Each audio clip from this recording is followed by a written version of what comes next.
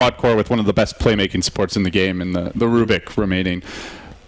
Talk to me about the Brewmaster pick, guys. We've not seen much of this hero in the tournament. He used to be viewed as like one of the best ways to counter heavy push, because you push, if Brew is blank and he goes in with split, he can just blow you up before it ever gets going. Is that the main reason for this pick? Do you see any particular motivation to go for him now when he hasn't been popular? That's one of the big ones. He's good at team fighting as well, so I think he just brings a lot of control to the table, which they maybe felt they were lacking.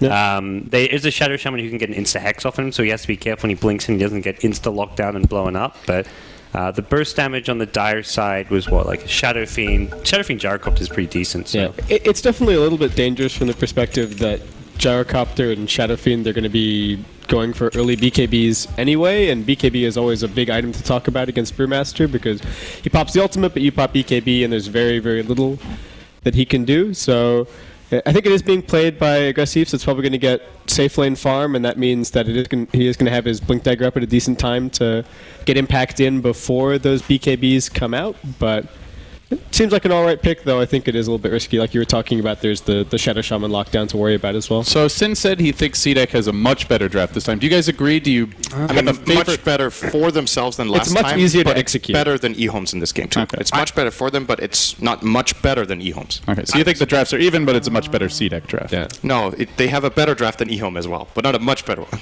I'm okay better, with but EHOME's not draft outside of the Treant pick. I think there were better heroes. If they wanted to sustain maybe a Dazzle or something, but I still think EHOME's draft is fine. The Shadow Fiend pick is just a staple of CTYs, and I think they don't have a good way of dealing with the Shadow Fiend this game. All right, well, with that said, we're going to take the reins here, Sin. CDEC moving into EHOME's jungle, looking to get aggressive early on. Shiki leading things off for now. Looks like our Shadow Fiend will be heavily rushing the bottom. He's going to pop a single Quill, trying to get in on RTK. He's got Aggressive about to join him, and they are trying to get the double rune, it looks like. 4 top, there's one just sitting bottom for it. They're going to lift RTK, drop him onto the cliff. What a way to start the game. And now they look for C2I. This could even be the first blood. They're going to get double bounty rune. They might get the kill. They do. The Shadow Fiend falls. Aggressive potentially pays the price here. A little bit of frame dropping coming out, and the left stun secures the retreat. Ends up in the end being a 1-for-1, but with a cliff to RTK and a double bounty rune going the other way. That is the dreams for CDEC. That was really good. They even got the first blood right. They cliff, they get 2 runes, they get first blood, and the hero they lost was a support. No, wait, it was Bristleback, but he's instantly back in the lane. I guess he just bought a TP and came in, so nothing really lost in that regard. He will be playing mid lane against the Shadow Fiend of CTY. Well, the courier is delivering a TP to RTK, but unfortunately it doesn't know how to throw it up the cliff. So I think there is a place on the cliff where it can get there, though. This is always funny to see.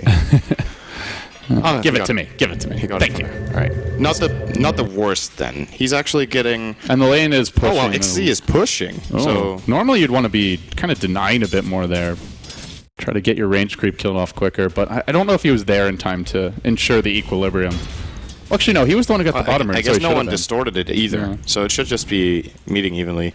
Maybe he was thinking, okay, clock is cliffed. I want to push as fast as possible to force rotations down here from a support, and that will open up top, but RTK does get the TP down. Do you think that they should have tried to keep Q there with Rubik and prevent him from TPing out? Did they even have a ward? So they couldn't. They did not. They did not. I guess that's then they can't do it. Yeah, they've got the one ward bottom. Where did their other ops get placed? Are they still holding it? Or?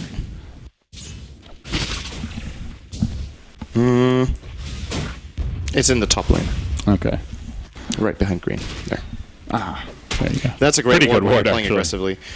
This is a good aggressive ward for the Radiant. It generally doesn't get counter-warded because the Dire usually have to use their sentries, at least one of them for the pull spot, and the other one you tend to put around the jungle area to the right of the lane. RTK is taking a beating here bottom lane. Already the magic stick out for XC. He's got the level 2 Shadow Strike. He wants an early kill. Won't be a first blood regardless, but RTK able to make it back, bottle up, and heal for now. We'll see the Bristleback holding his own here with Shadow Fiend, but not really able to dominate him. See us going well for the friend of Shadows. There haven't been many stacks here. I guess that's the one thing EHOME want to try to find some time to do, is get the jungle stacked up for the Shadow Fiend, find a little space for the Gyrocopter over near the Ancients. Probably not this second, but this is where the aggressive tri-lane does keep the supports bottled up top. And Sin, we haven't really talked much about the tri-lane. How do you feel the teams match up here? Do you give either team an edge? Is it just down to execution? What are you thinking? This is a pretty close lane. I think EHOME's is stronger if they manage to get the engage away from creeps. They just need Rocket Barrage to reliably hit a hero, and then Leech Seed is going to keep them alive fairly well. Of course, the Shackle. That's the thing. If CDEC engage on anyone else than Shaman, he will be able to Shackle the Brew, and then they lose a lot of their damage. Then the question is whether they go on the Brew to kill him or they go for one of the others, but they definitely have some decent lockdown in that regard. But even, let's just say CDEC don't fight them, right? They just hold the lane. If EHOME aren't stacking because they need to constantly help out the Gyro, that's a huge win for Bristle. Because then he stays ahead or even with the Shadow Fiend mid. And it looks like they're winning that top lane quite handily, as our Brewmaster is 19-11 to a 5-0 Gyrocopter. This is really, really good for CDEC this early game. They already had 1,500 gold. Jeez. Well, like you said, dream start. They cliff the Clockwork. He's got to buy a TP, waste precious time and experience. They get the first blood. They get the double bounty rune, and now they're winning the CS battle. It really is the dream. There's just no other way to put it. That said, it's a dream that can quickly get turned around. There is heavy burst on the EHOME side. They've got a big team fight later on this game, and it looks like the key hero has got to be the Clockwork for them. They've got 2 damage dealers here in the Gyro, the Shadow Fiend, but there's a bit of a move forward here by XZ. Doesn't want to jump on RTK just yet. They're trying to soften him up for a potential go later on. This is one of the worst lane matchups for Clockwork. So I think CDEC put their lanes very well. They're winning 2 lanes. They're drawing mid, which is Shadow Fiend versus melee hero. Might have spoken too soon. Not for long. He's got the haste the body blocks from Lanham. This is going to be real tough for Shiki. There's your raise. Oh, Clockwork got the kill. That's kind of unfortunate. But I don't know. Well, actually, it gets him his boots almost. He gets level 5. And considering how much he's getting destroyed in this lane, getting level 6 is actually going to be pretty difficult. And so Shadow Fiend still ultimately gets the experience there, so. Clock still shares it, right? Yeah. So he gets a third of it. Yeah. Which is ultimately CTY still going to be at least slightly ahead mid off of this.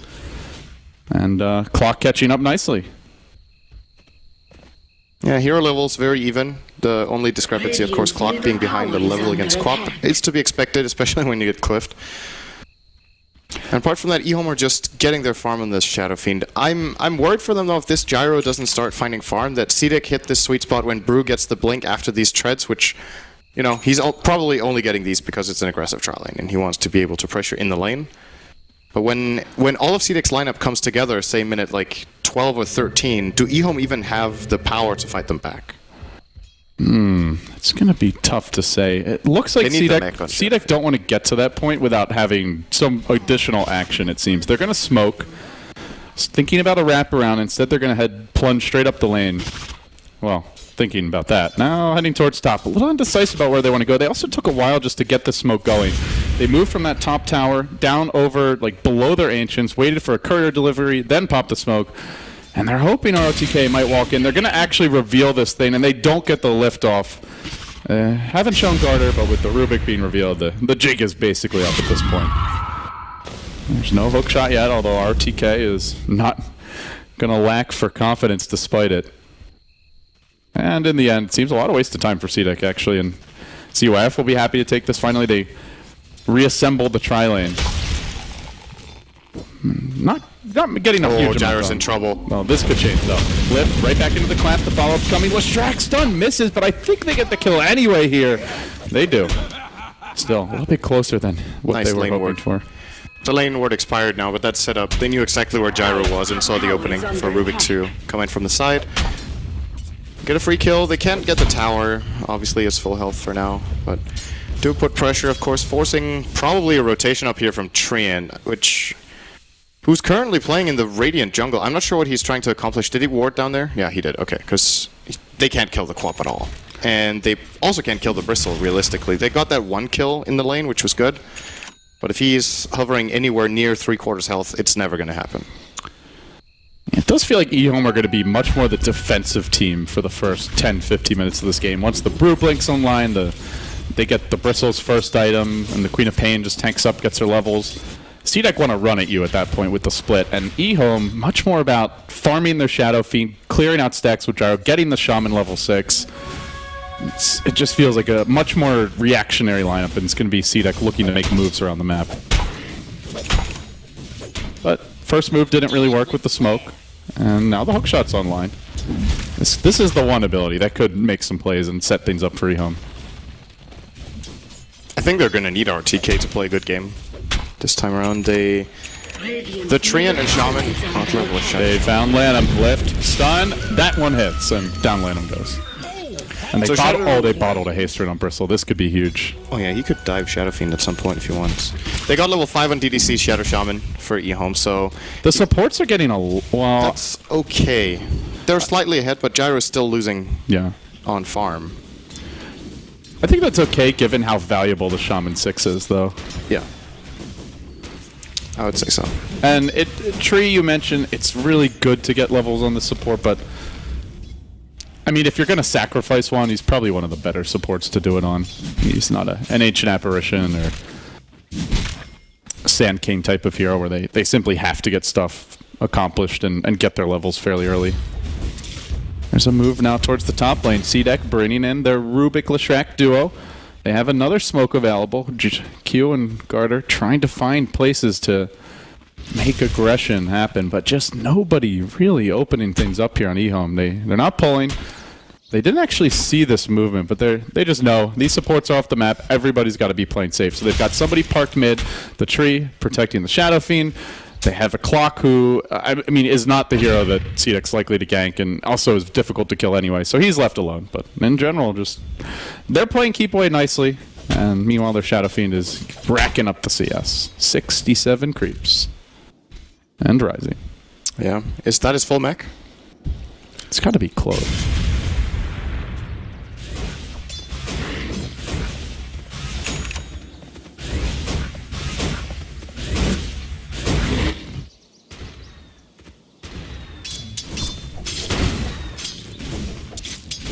They don't like negate each other, but there are two very important item timings in this game. If either of them was significantly ahead, it will result in probably 1 or 2 towers claimed for the team and none for the other. And the question is if EHOME can hold this. Yeah, the Rocket spotted aggressive moving to that side shop, so that's why he saw he's under the Rocket Flare and doesn't try to make. Oh, I thought our Queen of Pain might make it go bottom, but not the case. Oh, now she is. On to RTK, tries for the TP out. XZ has the ulti.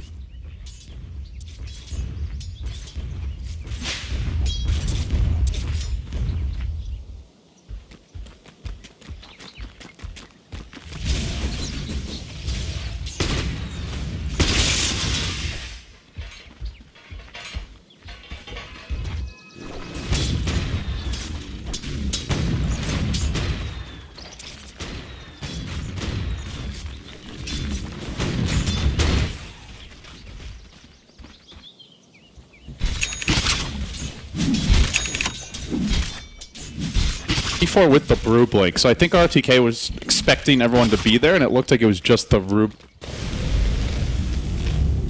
Dire's middle tower is under attack. Dire's structures are fortified. Dire's bottom tower is under attack. Radiant structures are fortified.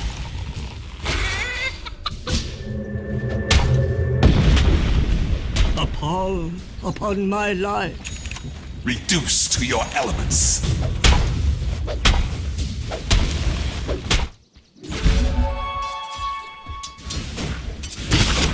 Dire's bottom tower is under attack.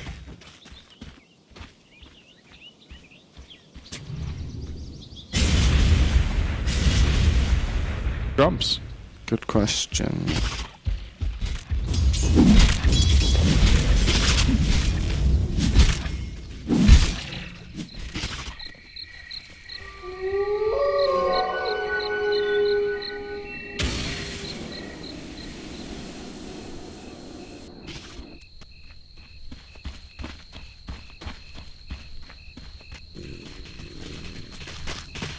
Dire's top tower is under attack.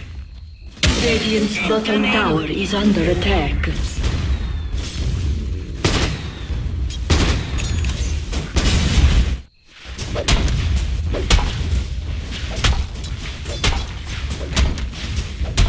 Dire's top tower is under attack. Radiant's bottom tower is under attack. Dire's top tower has fallen. Radiant's bottom tower has fallen.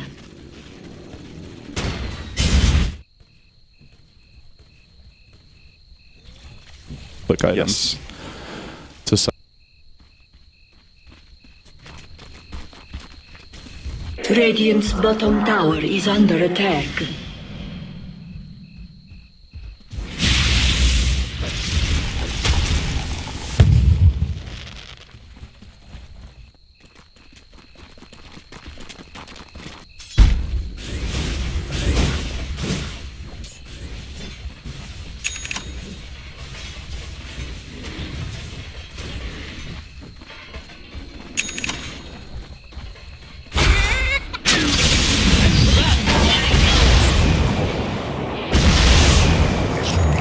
Dire's top tower is under attack. Radiant's middle tower is under attack. Radiant structures are fortified. That clear waves quickly, but not that many that are.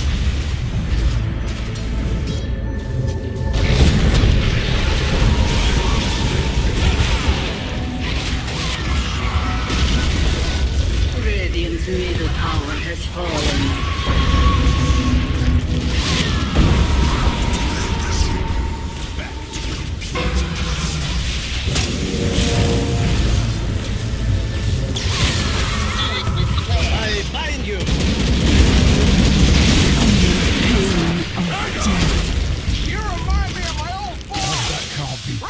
To the other side, and don't come back.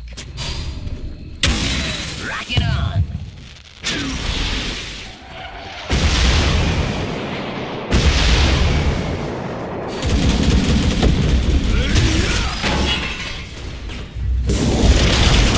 They want to soften up the ward.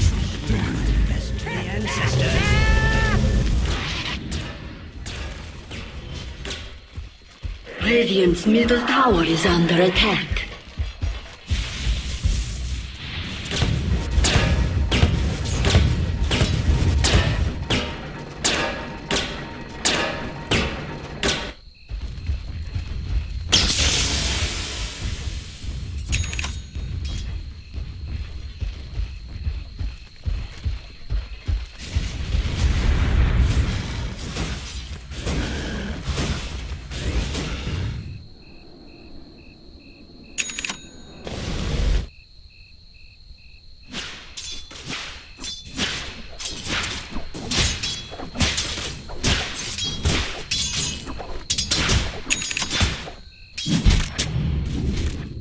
Opposite direction. Garter now. Think.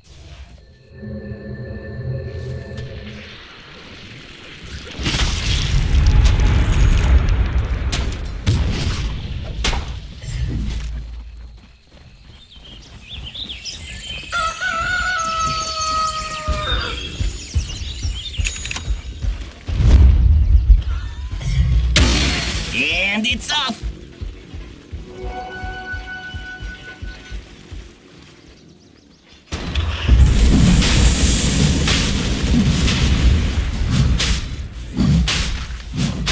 Dire's top tower is under attack.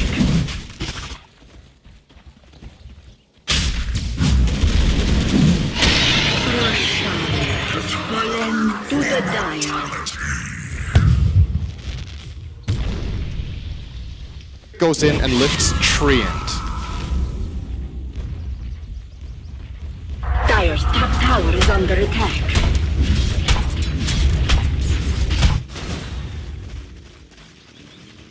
Dire's structures are fortified. Dire's top tower is under attack.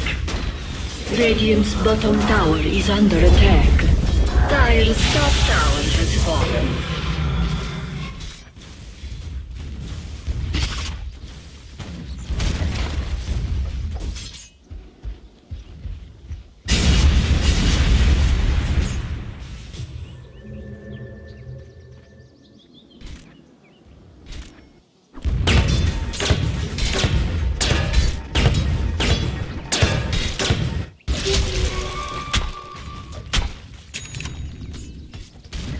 Little bit of momentum.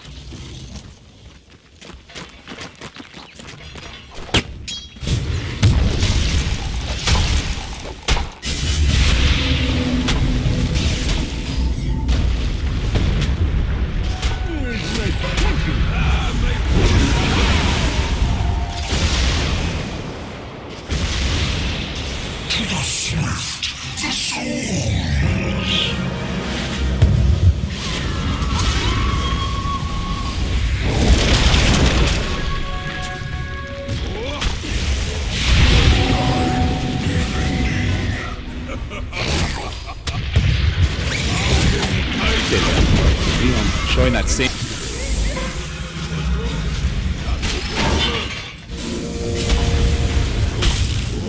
Wait.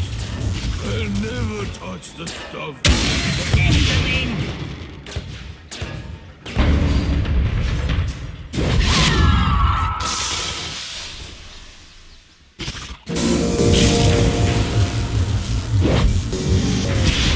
Radiant's middle tower is under attack.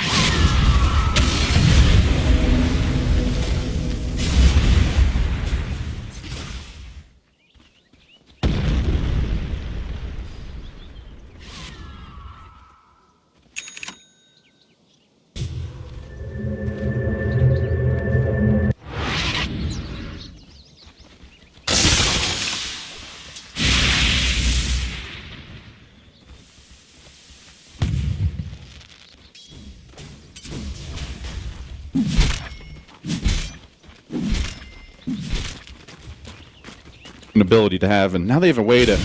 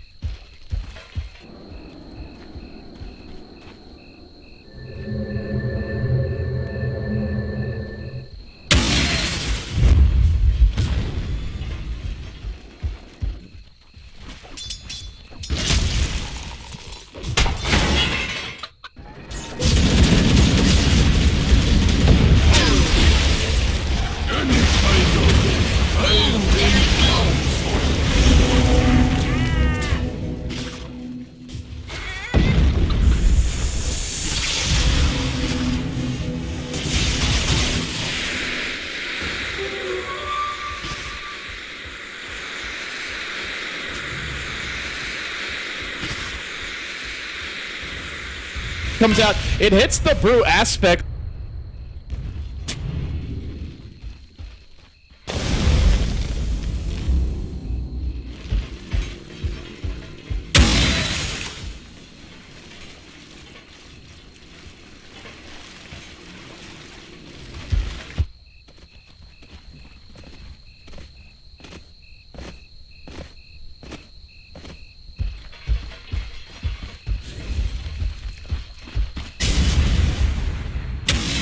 Blaze here.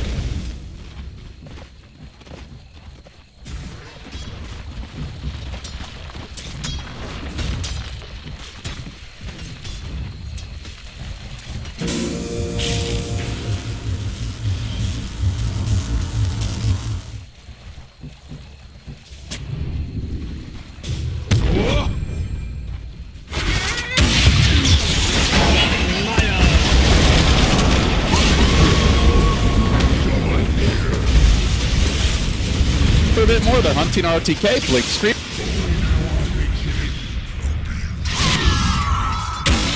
Coming in.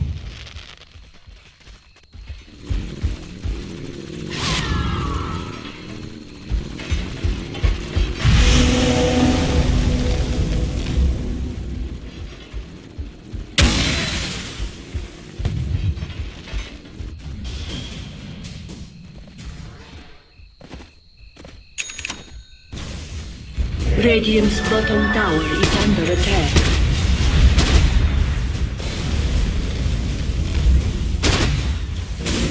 Radiant structures are fortified. Radiant's bottom tower is under attack.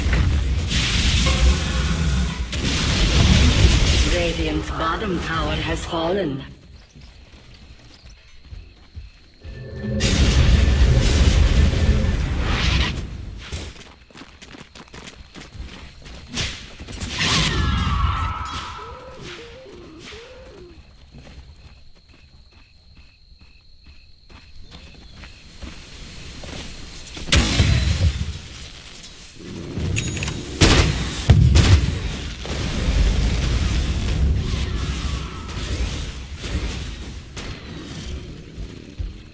Dire's middle tower is under attack.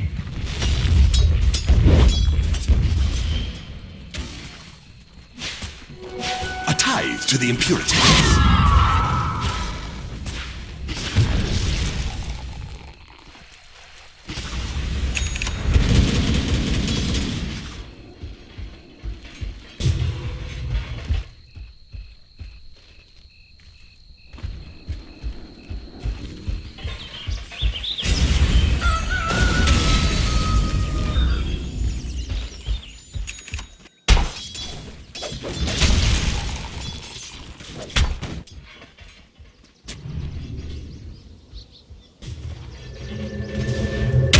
Do it with flair.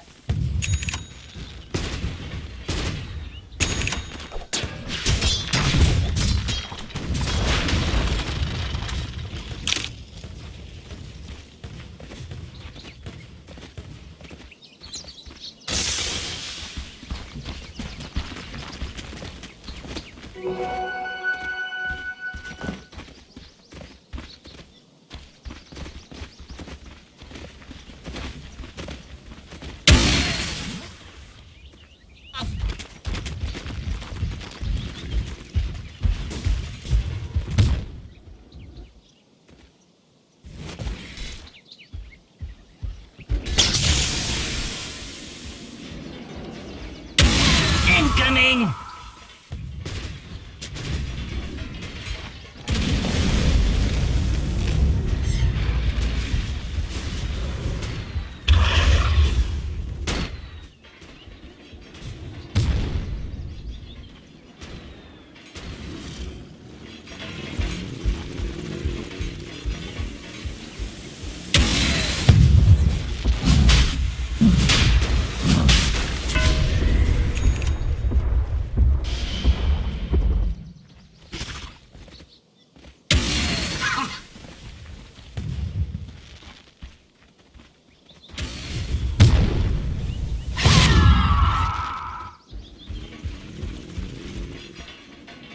Dire's middle tower is under attack.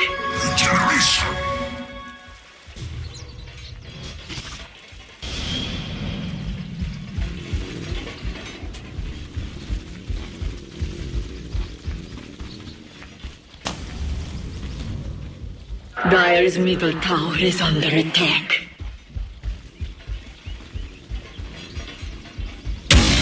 Homing in.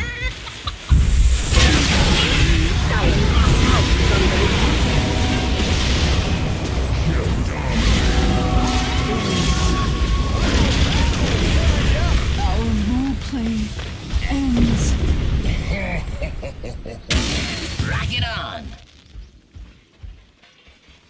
Dire's bottom tower is under attack.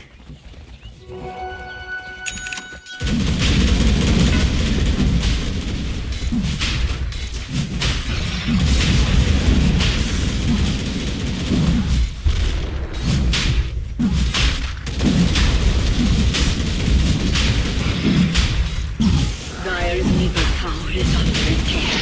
Roshan has fallen to the Dire.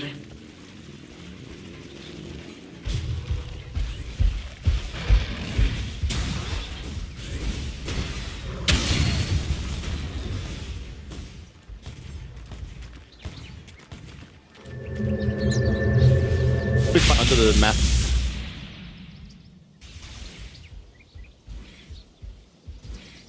Serpent wards that were in the area, but I think in that case, CDEC at least get 1 or 2 kills with their Bruce play. Well, unfortunately, it didn't happen that way. And again, this is just the importance of having a Hex. Whether it was a Lion or... It increasingly seems like the Shaman is the preferred of the 2 Hex initiators for the Chinese teams. We've seen it more and more as the qualifier moves along. Perhaps Shadow Shaman's making a comeback. It certainly feels that way. And he seems to be a pretty effective support, at least for this team. They used it once in the group stage. They won that game convincingly. I don't know that they want to first pick it or anything like that, but just sneaking it in a bit later on has reaped some bountiful rewards for them. And now Sind, they're going to look for more towers. With this Aegis Intel, ZYF having picked up a Demon Edge, they're going to take a tower top for free. They'll probably defend bottom here. They're starting to cement their lead, and I'm just looking at the net worth disparity, not really of the cores, although that's substantial, but these support heroes. That Shadow Shaman is almost doubling up the Rubik and the Lash. That is really unusual. That is Shadow Shaman. Lesh has really good farming potential, but they haven't really been giving him any priority. He has 28 CS minute 29. That is abysmally low. Sometimes you'll see support Leshrax actually getting up to like over 100, maybe even 150 CS at this point if you give him some priority. He can jungle pretty quickly. If you get either a Yules or a Bloodstone build up for some mana regen, it's pretty effective. But Garter has really been supporting this game on the Lesh, and that's becoming a big problem now for CDEC, because where is the damage coming from? They have a Quap with a drum, which I still don't feel like is doing. I don't feel like it's doing anything. He has an Orchid. He's now building into BKB, no damage items. Bristle, Mech, BKB, no damage items. And the Brew ult is becoming really weak at this point. This is when he starts to fall off as a hero already. They lost the stage that they drafted to win, and now comes the hard part. Who's gonna kill stuff? It's tough to say. This is the stage of the game where EHOME are also very strong, because they've got their BKBs up on their two big carry heroes. The Clockwork has his 4-staff. He's about to complete an Ags, and he's just going to go right now. Finds Q, and see you later, Rubik. No buyback available. Shiki TP's in, but he gets hexed instantly. Trapped now with the call down, going through the Requiem. He does get off the BKB still. He's just getting auto attack down. Oh, CTY finally will get it off. Bit of lag again, and they're just going to right click him down. I think that was the Solar Crest. Oh, there's Alexi! He almost got the kill. He gets nothing. They finally got the clock, but that was it. 3-4 dead. Buyback on Bristle. EHOME might just be punching their ticket to game 3 at this rate. This just looks very, very one-sided at this point. Yeah, the Gyro still has the Aegis. He's probably just going to let Shiki kill him, because why not? They might as well use it now. That Solar Crest, man, doing work. DDC. Oh, if they find him again, this is over. Uh-oh. It looks like the stun will help him survive for now. Land him suddenly left behind, but I think they could re-engage here, honestly, with ZYF. They're going to play it safe. They got the tower. They force out the buyback as well, worth mentioning again. 4 for 1, Boink. tier 3 buyback, so essentially 5 for 1, if you will. That's another big gold swing. This has got to be closing in on a 10,000 lead at this point, I think, for EHOME. Actually, more. 12k. Same on the experience. They had a hard time in the early game. They were losing their lanes. CDEC put their lanes, in my opinion, the ideal way. It's looking really good for them, and they just lost their way in the mid game this time around. EHOME outplayed them twice in a row. And then that fight is actually kind of unwinnable. After the hook shot, CDEC kind of need to react, and Shaman is just on the money with the Hex. And that's what we talk about when we discuss just veteran poison experiences. You know, it might sound just like a soundbite, but this is what happens so often when it comes to big matches like this. Is the teams that have a lot of younger players who have tons of talent, and they have good team cohesion. It's not like CDEC are a bunch of pub stars who have no coordination or strategy. It's just tough to always make the right call in those clutch moments, and EHOME just have been pretty much picture perfect in those really big decisions.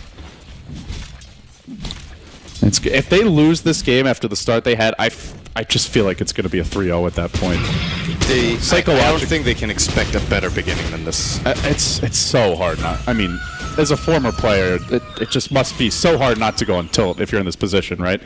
Yeah, keeping the team morale up is the hard part, and it also comes down a lot to player personalities. Some people don't really get phased at all. It's kind of the same thing. It's interesting because you can start overthinking it when you lose a game, and it can be good and it can be bad. Sometimes you come up with some great ideas, and other times you completely mess up. You overthink it and you try to solve problems that aren't even there.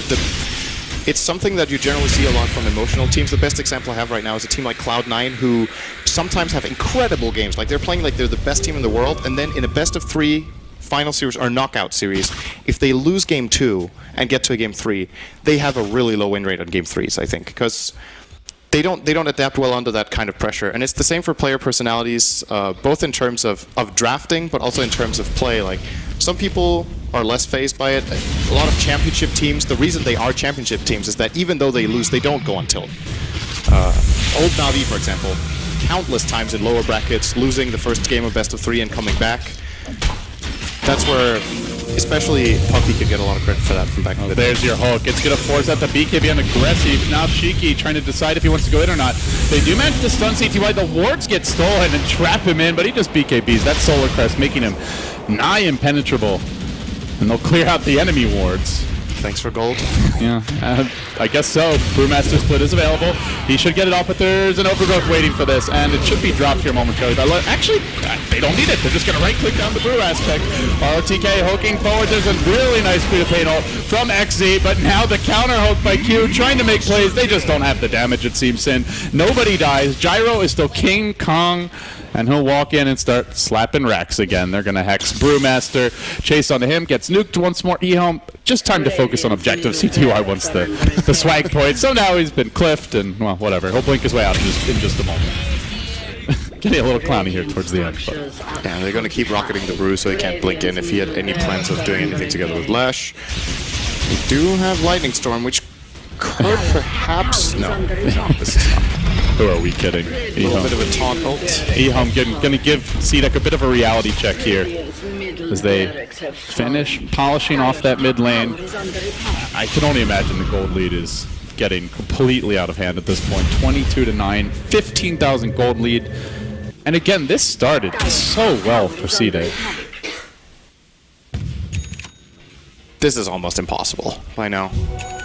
And it's crazy, because when you looked at the draft, CDEC had so much potential with the start they had. Like, being ahead by 2,000 or 3,000 gold with their lineup at minute 15 is just perfect. They didn't manage. They made a couple of questionable decisions. Brew getting caught out, not getting split off. I think, was it 2 fights in a row, or at least 1 key fight he didn't get it off? Yeah, they lost Roche because of it, and the game just snowballed. What do you want to see from CDEC in Game 3? See, that's a hug on to 4 heroes! Oh, TK, you magician! Now the Shadow Fiend sees opportunity. He's going to Requiem Spirit Bomb Q out of this world. The trap comes out. Then an excellent overgrowth, holding 3 more heroes in position. EHOME are just beating the ever-living crap out of CDEC, and they have had enough of this, and it's time for Game 3. That was just heartbreaking for the game to end that way. You could feel from the way RTK's hero turned that he was like, oh shit, when he hit that hook shot. I think he saw the Lesh only, and he jumps in, and the moment he hits this is like, oh wow, I found 4 heroes, how do I get out of here? Instantly that's like if you're fishing, you know, you cast the line, you get a little bite, and you're like, oh, I got one, and then all of a sudden it's like pulling you into the water. It still set them up very nicely for the fight. He caught 2 heroes on the cogs. Shadow Fiend is a great great combo play with that with Blink BKB. Look at this. So he's like, wait, oh my god, what did I get myself into? Get the